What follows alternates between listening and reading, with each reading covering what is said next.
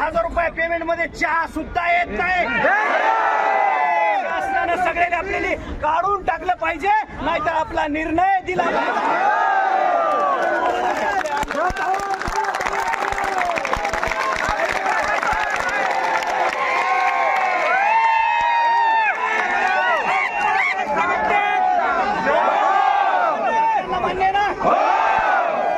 परिस्थितीमध्ये शासनाला आपला निर्णय द्यावा लागेल, काढून टाकावं लागेल। गरज नाही आपल्याला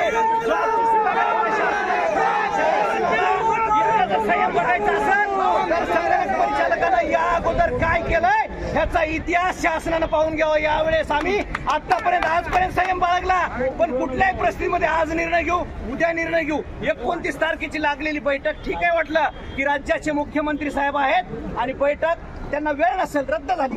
1 ला लागल, 2 ला लागल, 3 ला, 4 ला, 5 ला, 5 तारखेपर्यंत, आज 6 ला तरी लागल। त्यांना दररोज काम आहे, दररोज व्यस्तता आहे, उद्यापासून तर जास्त व्यस्तता आहे। त्यामुळे कुठल्याही प्रकारे निर्णय घ्यायचा जर शासनाला नसेल तरी आझाद मैदानात पिंजऱ्यात बसून काय उपयोग आहे का? बाहेर चला, बाहेर बंगल्यावर आपल्याला सगळ्यांनी मिळून जायचंय।